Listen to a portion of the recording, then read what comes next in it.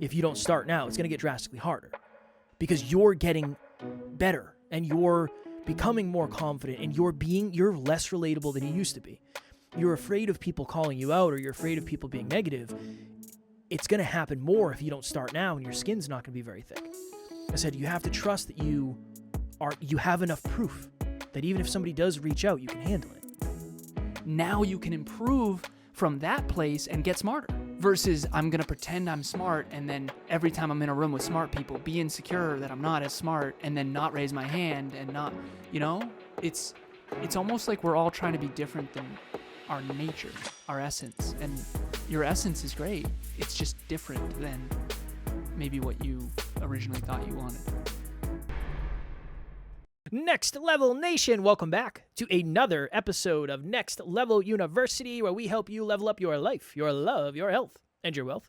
Today, for episode number 1919, it's usually not what you think it is.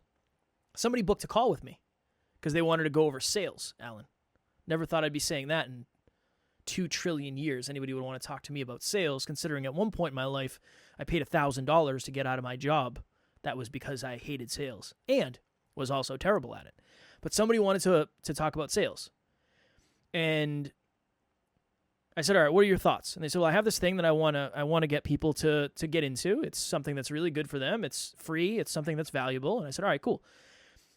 I said, I think the biggest issue you're having right now is you're not posting on social media. And I said, so let's talk about that a little bit, because I know who you are, and I know you're this person, and I know you value this, and I know you have skills in this, and I know all of that, but nobody else does. And honestly, that's the problem. The problem is nobody knows you to the depth that you want them to know you at, and they don't know you value the same things that they do. So this isn't a conversation about sales. This is a conversation about you posting on social media to start.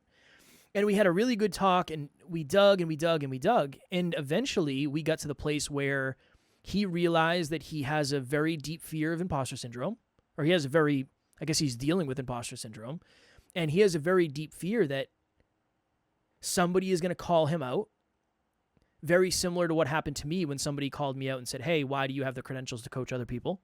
Even though that ended up being one of the best things that ever happened to me because it wasn't in a negative way. And we got to the end of the call, and he said, yeah, I didn't expect it to go this way. I thought it was going to go in a different way. And I said, well, you're into self-improvement. You know this. At the end of the day, it's always something deeper underneath. If it's a conversation about consistency, it's usually something deeper. If it's a conversation about relationships, it's usually something. I mean, there's just very rarely is it the surface level thing that needs to be shifted. The surface level thing is something that you see. Maybe that's the symptom, but the cause of it is usually much deeper. So essentially, that's the podcast in a nutshell. That's why we talk about the things we do, because I don't know, it's easy to say, well, I'm afraid of sales, or I don't like sales, or I don't like posting on social media, or this. And then there's, okay, why? Well, my family, I don't want my family to see my social media posts. Okay, why? Because my family's the type of family that would make fun of me. Okay, let's keep digging. Well, because I feel like it's going to be weird. They're going to look down on me. They're going to have shame, whatever. If you can get to the underneath, the thing that's underneath it, I think that's where all the gold is buried, as they say. Yeah, the gold is buried where you least want to dig, as the quote goes. I've heard it. Who was it that said it? I actually think that might be mine. Jeff Lazarus? Yeah.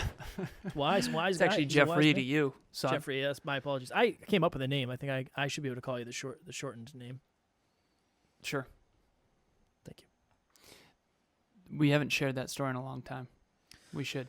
Oh, boy. Okay, back when we used to record at Alan's mother's house, Alan was usually fashionably late. Sometimes he would be in the shower. Who knows? Sometimes I'd show up and he'd be doing a workout in the front yard. Who knows, right? It could be anything. But I would always text him, I'm here, because he would have to come out and get me.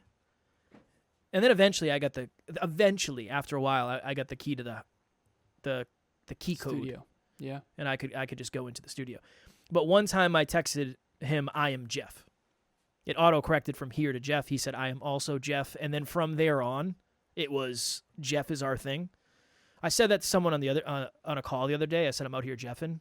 And they're not in the NLU community. And I said, that means to mess up, just so you know, because I'm sure you don't know what that means. I always say, and for anyone with children in the room, earmuffs. I always say instead of instead of saying I'm fucking up, it's I'm out here jeffing. Well, I didn't want to say that. I didn't know this person that well. Okay. Well, because effing, jeffing. Yeah, no, I understand. Effing up. Definitely. This was the first time I ever met this person. Oh, okay. So I wasn't going to say, let me tell you a little story. Hey, thank you so much for booking this call. Let me tell you a little story. Let me tell you a little story. It wasn't time. Instead of effing up, we're out here jeffing up. We're out here jeffing up. Speaking of jeffing up, we're jeffing up this episode. Always. All right, so goals, metrics, habits. You can always tell when I'm stressed out. You can always tell when I'm stressed out when I go, oh, okay, so let's unpack this. Goals, metrics, habits, skills, identity. Identity is the bottom. Yeah. I go from top down. So you have a goal you want to achieve.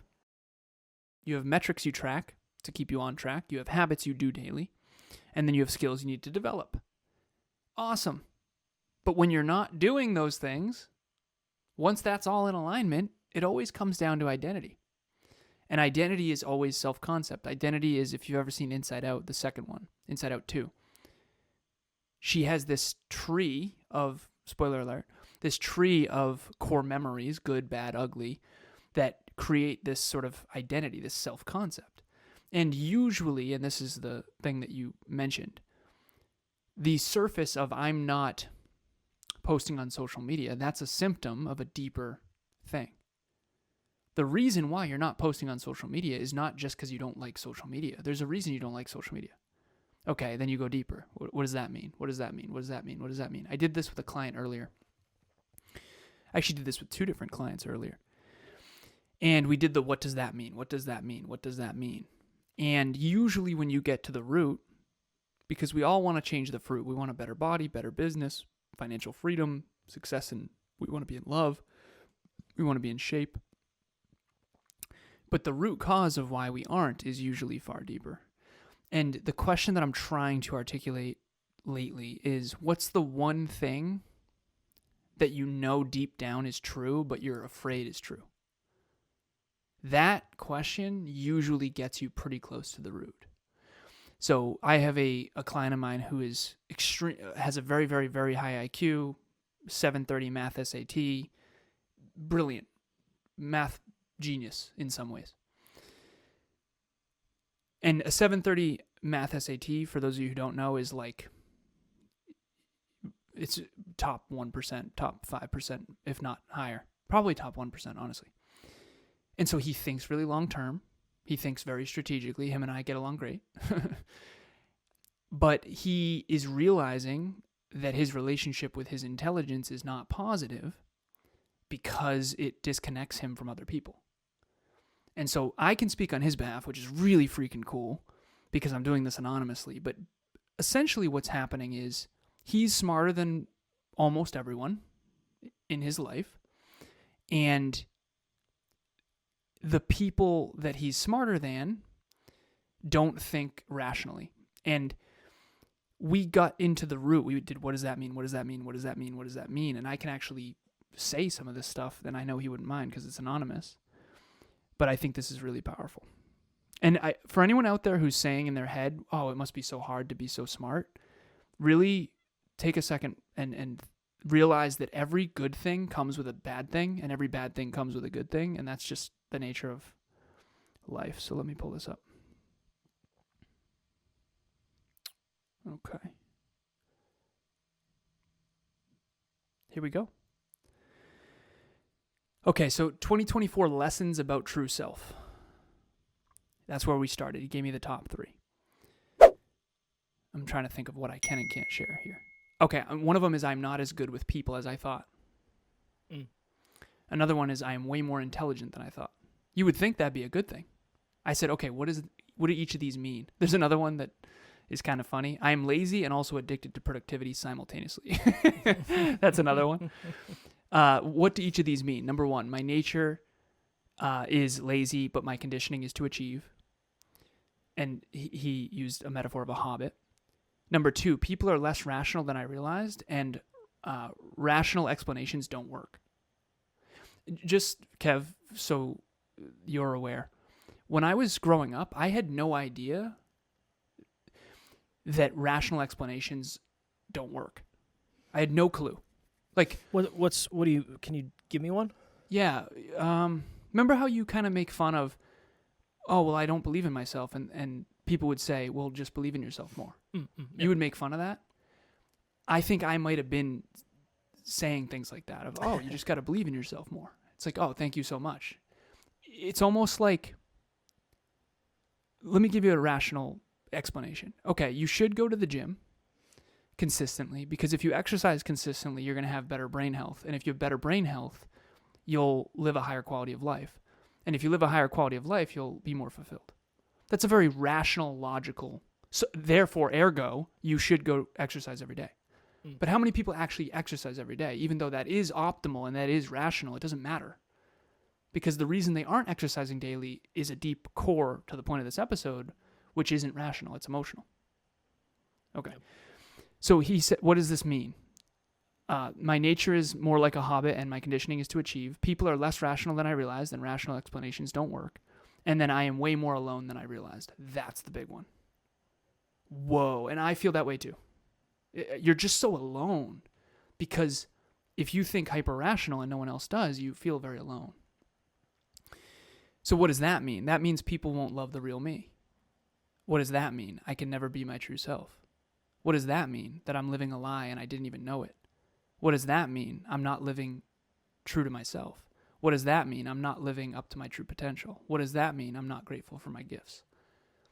So every single one of the people watching or listening, as scary as all of this is, every rationalization that you have for why you're not consistent or you're not achieving or you're not in love or you're not, all of it comes down to a core self-concept identity that hasn't unlocked yet. So what's the one thing about you that you wish wasn't true that you haven't accepted yet? His is that he's basically smarter than 99% of all human beings, and he hasn't fully accepted and owned that. And until he does, he won't actually overcome it, because he hasn't admitted how alone he feels until recently. And that's why this is so heavy. But once he admits that, now he can actually be his true self and actually create authentic relationships and actually fall in love. And I think in many ways he is in love, so I don't want to say that he's not. But that for me was one of my cores too, is basically, if I don't own the fact that I actually am smarter than most people and more rational than most people, I basically won't lean into it. And therefore I won't ever reach my true potential. And the truth is this person I'm referring to, he does have higher potential than most people. That's just the truth.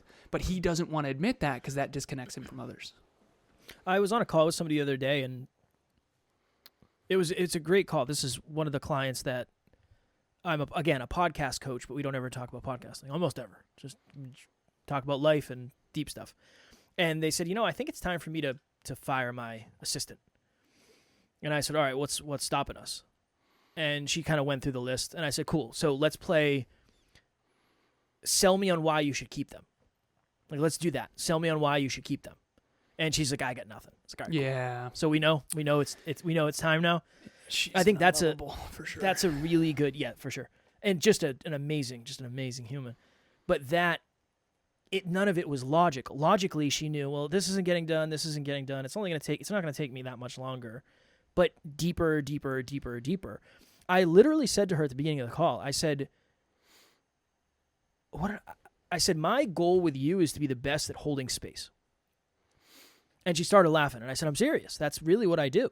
I hold space, and then I redirect. I hold space, I redirect. Yeah, the reason you're good at that is because you've been doing that for me. I know. And it's the same thing where I said, I'm not giving you answers that you don't know. I'm just letting you say them out loud. Yeah, which, by the way, how many people can she be her full self with? It's probably not that high. I think she thinks it's higher than it is. Yep. But you don't. That's the interesting thing. Not only is this person that you were talking about, again, I don't know because I don't coach them, but not only are they more logical. Anytime somebody says people are less blank, and you are more blank than the average person, which makes the difference even more. And I was talking to this person today on the sales call, quote unquote. I said, I mean this with love. I said, you mind if I fuck you up with the truth real quick? Nice. And he said, yeah, give it to me. And I said, you sharing on social media is not going to get easier. If you don't start now, it's going to get drastically harder. Yeah. Because you're getting better and you're becoming more confident and you're less relatable than you used to be. You're afraid of people calling you out or you're afraid of people being negative. It's going to happen more if you don't start now and your skin's not going to be very thick. I said, you have to trust that you have enough proof that even if somebody does reach out, you can handle it. But it was that's why I think people, remember I was on a podcast one time and they said, aren't life coaches just failed psychologists? And I remember I said, I'm not a life coach. I don't know. I don't take any offense to that. I don't know if you're trying to offend me. There's no offense to that to me. I said, I'm sure there are some really good life coaches. Mm-hmm. Just like there are some really bad life coaches. And I think that's what makes it get a bad rap. Like that's the kind of stuff that I think is supposed to be happening on any coaching call. On any coaching call of any kind, it's deeper stuff underneath. I was on a call with somebody the other day. Again, this is a podcast YouTube client who wants to build their own thing. And they're very wealthy. They have lots of money. And I said, can I ask you a question? And he said, yeah. I said, do you feel like maybe one of the reasons you haven't created any products or services and you've made almost no money in your business is because you feel guilty of how much money you already have? And you feel like you should just give stuff away? And it was just like, that's where the stuff is. Mm-hmm. It's not the channel. He said, yeah, probably. So we got to work through that. Like, let's focus on that stuff. It's not. What's your relationship with yourself? It's always what it comes down to. Self-awareness. What's your relationship with your own intelligence? Let's say you're on the lowest end of the statistical bell curve and you're not naturally intelligent. You probably are very insecure about that. I'm very insecure about even talking about it. Let's say you are like my client, you're on the very high end of intelligence. You're also very insecure about that. Anyone who's on the far end of any bell curve is always insecure because deep down we all want to belong, and belonging is in the middle. And if you are in the middle, you want to stand out, so you wish you were smarter or stronger or whatever. It's such a weird, the human condition is... Yeah, belonging doesn't even exist. Well, someone who naturally belongs wants to stand out. Someone who naturally stands out usually wants to belong. Yeah, but all I mean by that is you can't feel like you belong or stand out unless you're comfortable, unless you're familiar and comfortable with who you are, because that's like a paradox. You don't want to just say, okay, I'm going to fit whatever room I'm in, because then you're not being you. Mm-hmm. And you also don't just want to stand out for the sake of standing out, because maybe there's deep-seated commitment stuff, or there's deep-seated significant stuff. I'm convinced self-awareness is the most important thing in the world. I am, now more than ever. I would say it's top 3. What's number 1? I think awareness of self is number 1, 2, or 3. These are all of equal importance. I think self-awareness, awareness of the human condition, and awareness of the world. Now, those are the 3 that you need, I think. Could you possibly have awareness of the human world without awareness of self first? Yeah, of course. Hello, NLU listener. Thank you, as always, for listening to Next Level University. Real quick, I just want to jump in and let you know about the Next Level Dreamliner. This is a journal that I use every single day. Achieve your dreams 90 days at a time. It breaks down your dreams into goals, milestones, and daily habits. We hope you enjoy it. The link will be in the show notes.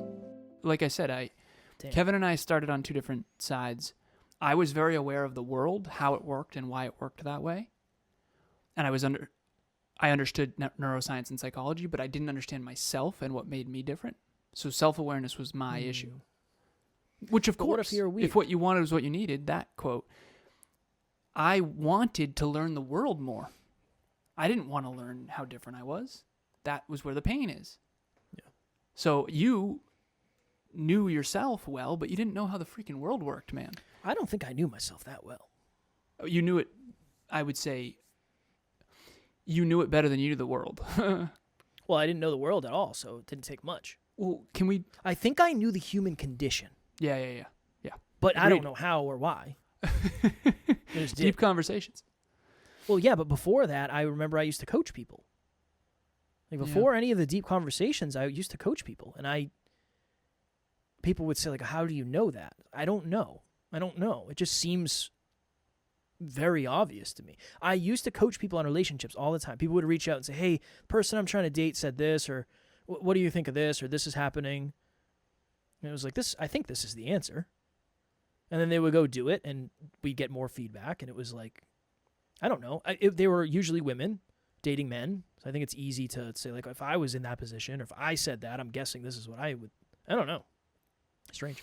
I would say you understood the human condition more than you understood the world and how it worked. Would you and say I more was a than maybe genius? how you worked. A genius visionary philosopher at the time? I would say you are more intelligent than you originally thought by a significant margin, yeah. So genius. That's awesome. Cool. Nobody's ever called me a genius before. It's all until relative. For everyone out there watching or listening, which one do you understand best? I was missing self-awareness. I understood humans, and I understood the way the world worked. Business, not fully. No one fully. Right. But I was missing how different I was. My own unique self-awareness. That's the same truth about this client I referenced in this episode. He just didn't have the self-awareness. He didn't understand how different he was, and now he does. And honestly, that's what my coaching has illuminated. What do you like more? Do you like learning about the world now, or do you like learning about yourself?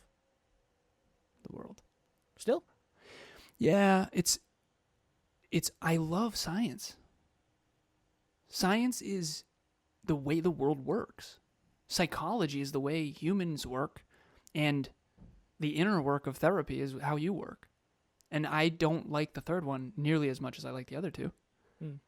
Although I do understand the value of all three. I think we all have one that we're really good at. I think we have one that we're decent at, and I think we have one that we're not good at. I was not good at self-awareness at all, honestly. My self-awareness was very low. I knew I was smart, but I didn't know how different I was. And only in my 30s did I really start to understand that. I started going to therapy. It's been tremendous, yeah. That's why I always say if you want a coach, you need a therapist. I had mentors on mentors on mentors. I had dozens. I had a bunch of mentors. I've always had mentors that I asked questions. I didn't have any therapists. I needed a therapist, man. Seriously, because therapists help you learn about yourself. It's your relationship with yourself. And coaches can do that too. And obviously, I do that work as well. But there was when I first was exposed to Alex Hormozi, I liked a lot of his content. I was like, I can mess with this. He's got a lot of really good business content. He did a post today about the fact that you don't need therapy, you need like action or something. And I was like, oh no, this is terrible. That's a terrible take. Yeah, sir. Everybody's falling, man. It's too bad. No one has the whole equation. That's the I think he has 10 out of 10 self-belief. Yep. And he thinks everybody has super high belief. Yep. And it's like, dude, you're like the guy. You have so much belief, and you don't understand that most people don't. It's understandable. Which one is yours? Which one was your good one? Which one was your decent I think one? the human condition was my strength somehow. Don't know how, don't know why. Self-awareness was decent, and then the world. And again, Then Kevin doesn't mind me sharing this, so don't villainize me for this. I do. So hey, whatever understand. Alan says, this will personally offend me, and we're gonna have a conversation about it after. Well, we playfully joke. You just didn't know how it worked, man. You didn't know how business worked. Like you didn't understand how. Well, now I still don't. I mean, more than ever, but I still. Yeah. I'm excited as hell to learn about what was something the other day. It was there was a video on YouTube. I was like, oh, I can't wait to watch that. One of the things recently I watched was why Applebee's and those kinds of restaurants are making a comeback. That was one. What was the other one? I watched one. I didn't watch it. I was reminding myself to watch it. It was something along those lines, but it was about the world. I want to know why things are happening the way they're happening. Can I give one tangible example just because it's really important for everyone? And I'm not villainizing Kev for not knowing this. I just want to communicate effectively. That's all I just want to add value. Please don't hate me, everybody. Kev didn't understand the the delta of cost of living in terms of minimum wage globally. Yep. So we have a global company, and he saw money as a certain number of money, but it's completely different based on where you live. And I know you knew that somewhat, but there's like minimum wage in India, for example, is exponentially different than minimum wage in the US. Yep.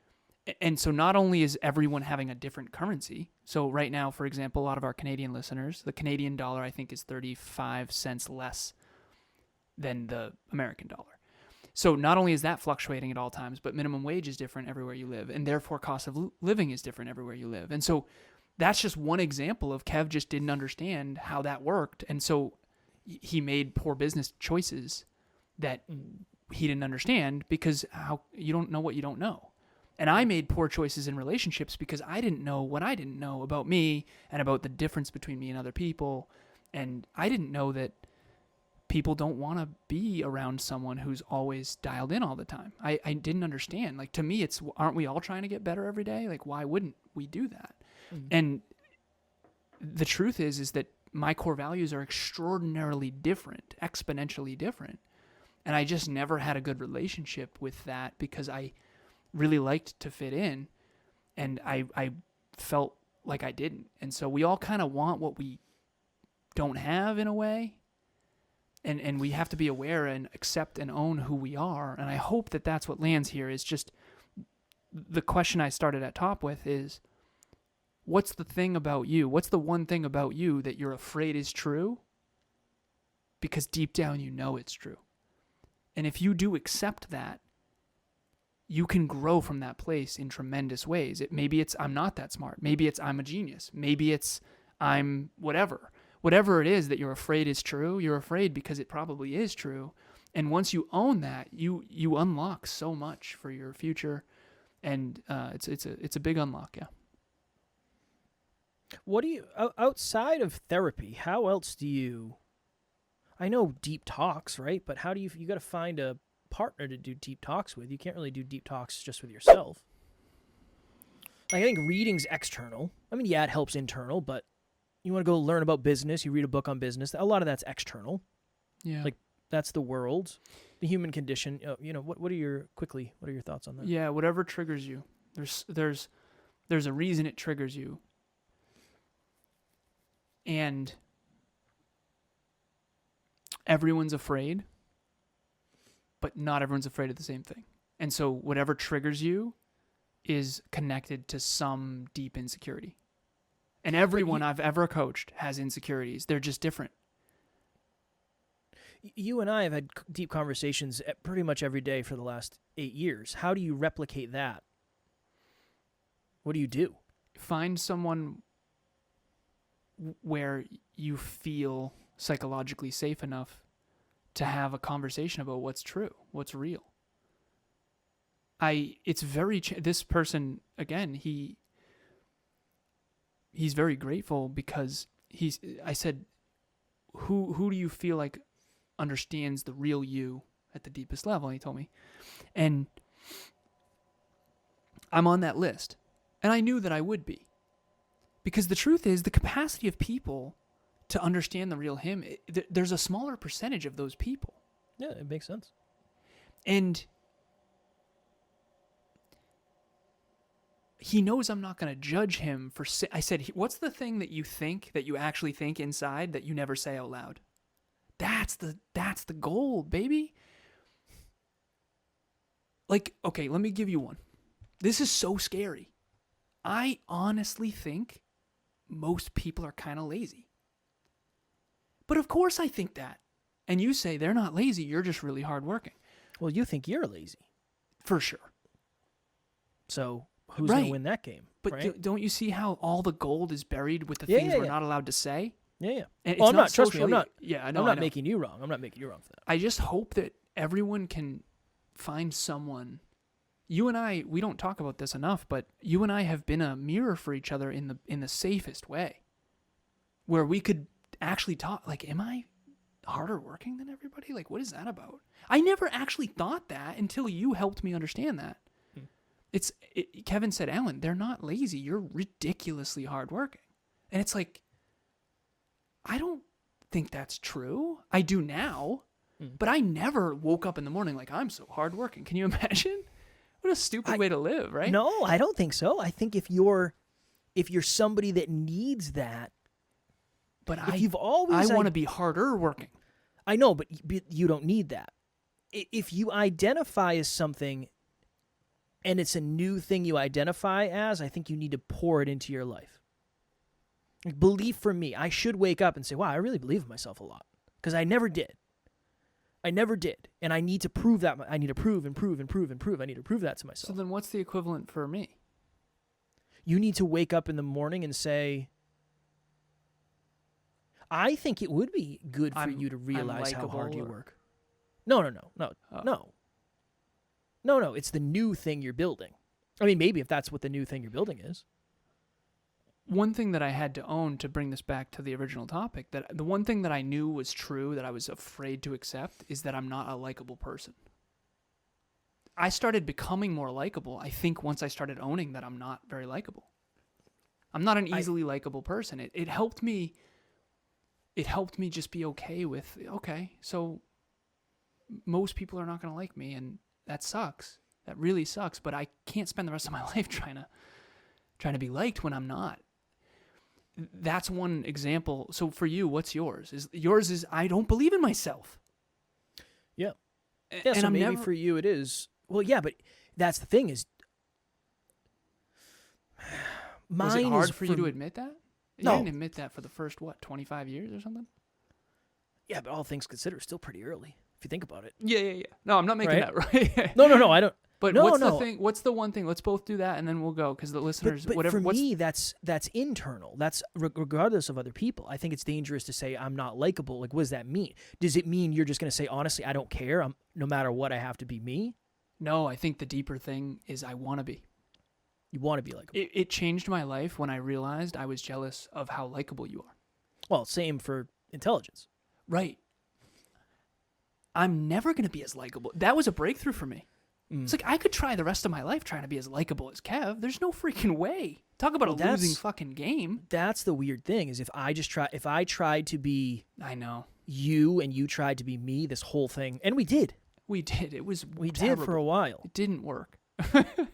Yeah. Some things worked. But is that the goal? The goal is to be the best you. I think self-awareness, remember the episode we did about self-acceptance and then self-improvement? Yeah. I think self-awareness is number 1, self-acceptance is number 2, and then self-improvement is number 3. After you accept, you know what, I don't believe in myself and I'm not actually that smart, now you can improve from that place and get smarter. Versus I'm going to pretend I'm smart and then every time I'm in a room with smart people, be insecure that I'm not as smart and then not raise my hand and not, it's almost like we're all trying to be different than our nature, our essence. And your essence is great. It's just different than maybe what you originally thought you wanted. One of the shows I like, I spit all over the place. I apologize for that. One of the shows I like, he hugs a girl that he used to date and he says, "Do you recognize my essence?" Something like that. It's like, I remember your scent. Do you recognize my essence? It's just the funniest. Again, it's a very graphic show. It's called Eastbound and Down. I used to watch it all the time. I'm telling you, there's so many hilarious things, but there's also so many low vibe things. It's hard. All right. Next Level Nation, I would say continue leaning into you. I think that's the only answer anyway. Really.